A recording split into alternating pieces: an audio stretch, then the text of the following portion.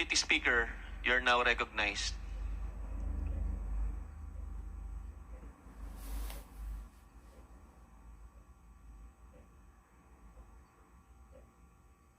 Meron po akong pin-repair na konti ring slide. Sana po maipakita muna bago ako magpatuloy. Pwede po, Deputy Speaker Marcoleta.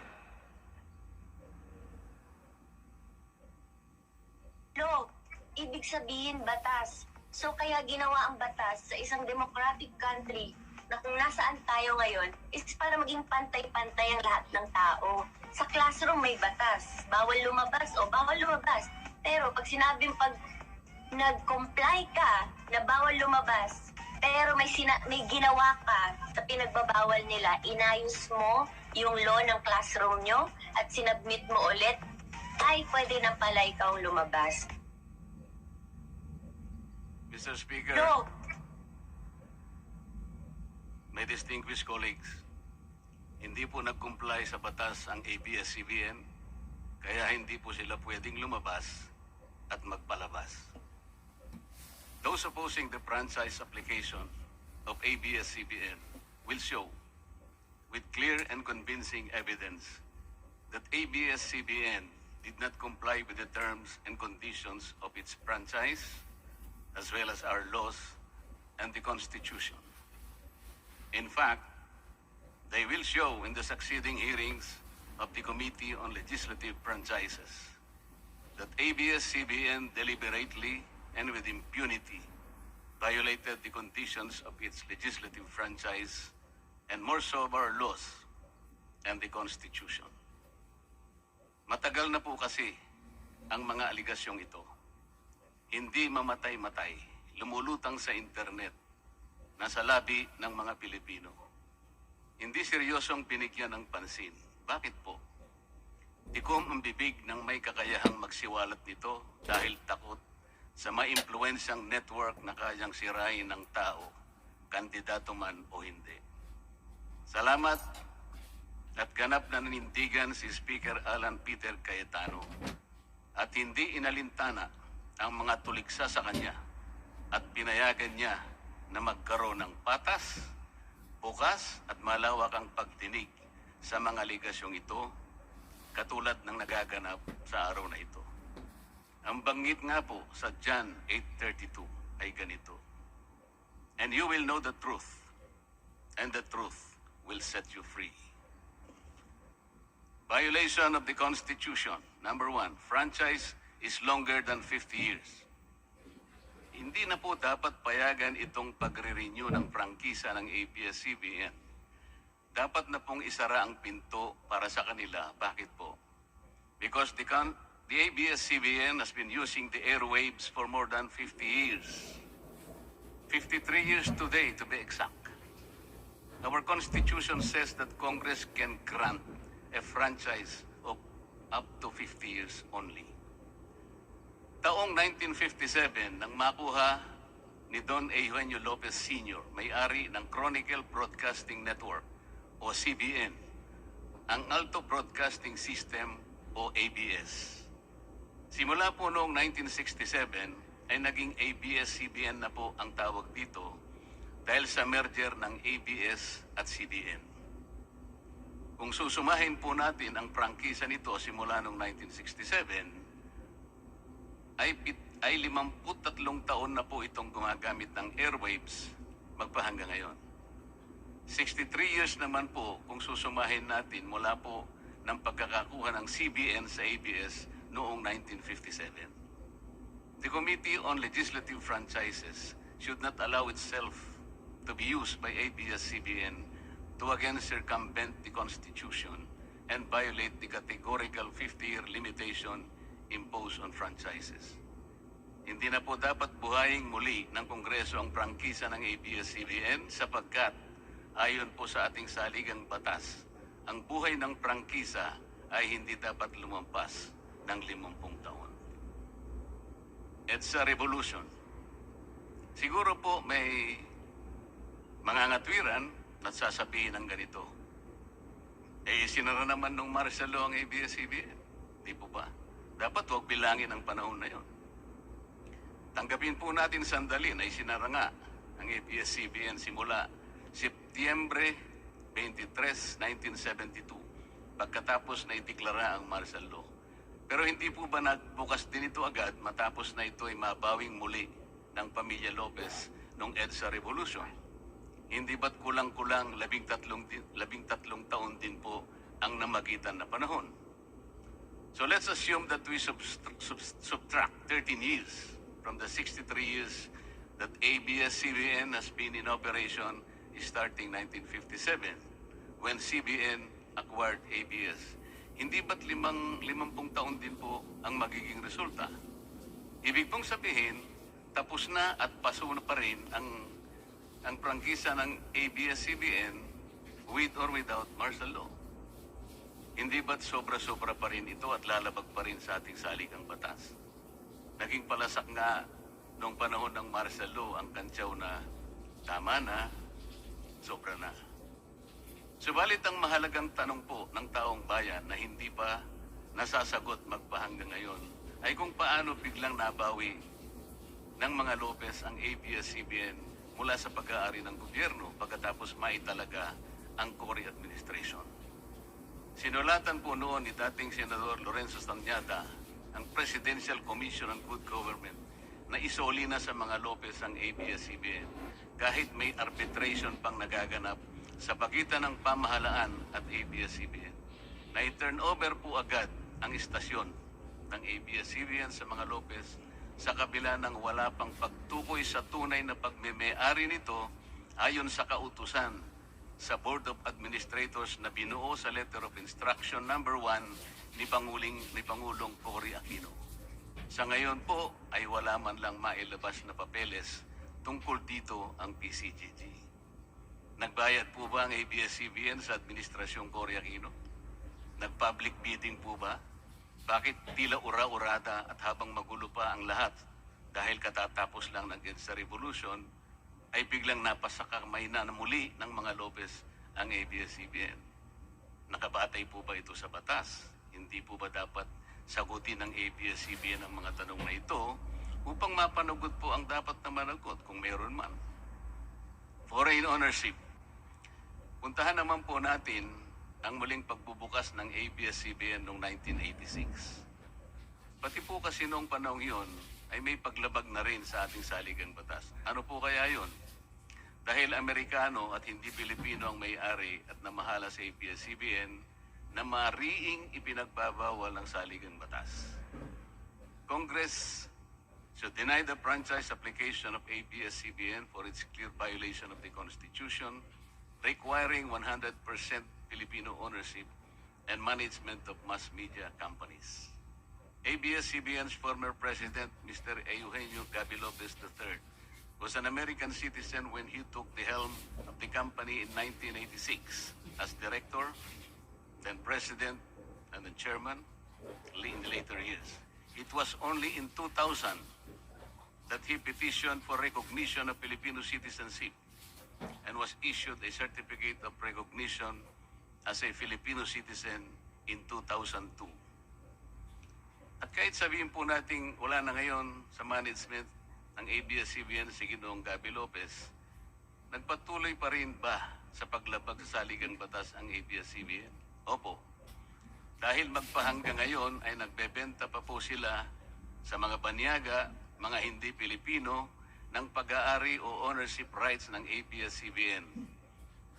Through an intricate web of corporate layering, ABS-CBN lets non-Filipinos to own its common shares through the issuance of Philippine Depositary Receipts o PDRs.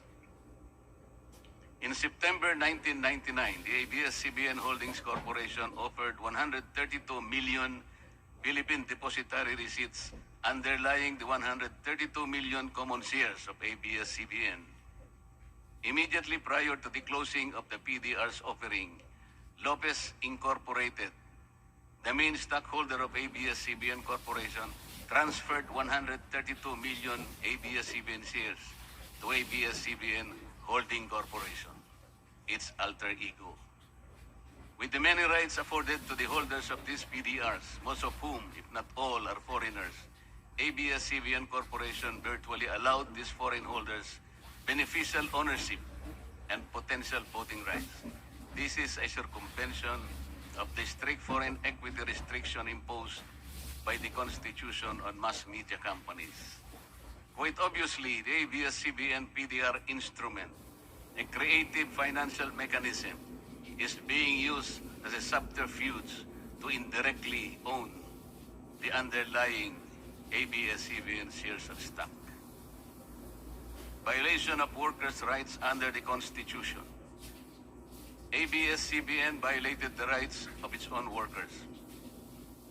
It denied them their just share in production as required by the Constitution. It committed unfair labor practices, which consequently denied its employees the benefits required by law to be provided to all employees. Isang halimbawa po dito ay ang asunto na isinampa ng halos 100 o mahigit sa 100 manggagawa ng ABS-CBN sa National Labor Relations Commission o NLRC dahil sa pagtanggal sa kanila dahil sila raw ay mga talents lamang at hindi mga regular na empleyado. Nanalo po ang mga manggagawa sa NLRC at maging sa Court of Appeals. Bakit hindi na lang nila sinunod ang hatol at umapila pa ang ABS-CBN sa Korte Suprema?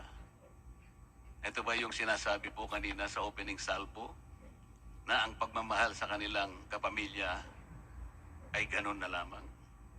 Mali naman po yata na sabihin ng ABS-CBN na lampas sa 11,000 ang mga empleyado nito dahil kung ito po ay masusi nating iimbestigahan, may 2,661 at isa lamang.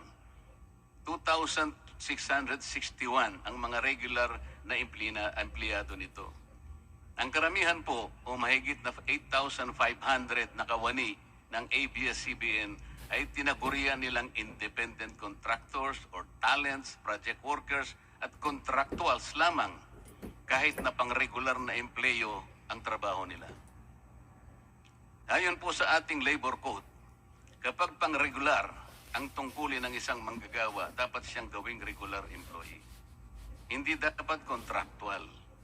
Hindi dapat independent contractor, talent, o kaya'y project worker lang. Malinaw na labag sa batas ang ginagawa ng ABS-CBN.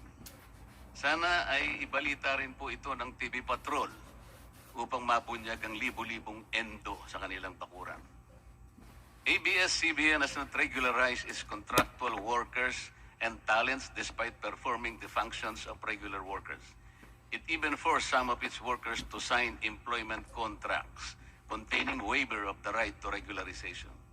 And those who refuse were unceremoniously terminated from work. ABS-CBN has subcontracted most of its production work to subcontractor production companies, despite the fact that production is directly related to its core business. These production entities are paid minimally, whose workers obviously get lesser benefits and take-home pay compared to ABS-CBN's regular employees. And yet, the profit generated by ABS-CBN from its independent production companies appear greater than its expenses, especially those expenses that are even deductible for income tax purposes. Kung kaya't hindi po may kakaila sa publiko na napakarami ng labor cases na hinarap at haharapin pa ng ABS-CBN. Ang masaklap pa po dito ni hindi nagbibigay ng contribution ang ABS-CBN para sa benepisyo ng kanilang mga empleyado. Dahil po sa 2,661 lang ang regular employees nito, ang mga ito lang ang may benepisyo. Ang iba po na mahigit 8,500 na nagtatrabaho sa ABS-CBN ay wala po ni katiting na government-mandated benefits na natatanggap katulad ng SSS, PhilHealth o kaya Pag-ibig. Kanina po sa opening salvo, narinig po natin na ang kanila pong isinasangkalan ay yung kanila pong mga kawani, mga manggagawa. Ang kongreso pong ito ay nakikidalamhati. Nalulungkot din po. Bakit naman po hindi? Kung pwede po nating ipaghalimbawa, sandali lamang po, ang ABS-CBN sa isang jeepney driver. Alam po niya na wala siyang prangkisa. Nagsakay po siya ng napakaraming pasahero. Yung mga pasahero naman po, bago sumakay doon, hindi naman niya tatanungin sa driver, Mamang driver, mamang chopper, kayo po ba ay may prangkisa? Yung rota po ba ninyo, pinapayagan yan? Wala pong nagtatanong na gano'n kasi mabilisan eh. Pare-pareho pong nagmamadali. Ano pong masita siya ng LTFRB? Gagamitin po ba nung driver na yon o nung taxi driver na yon o yung bus operator na yon?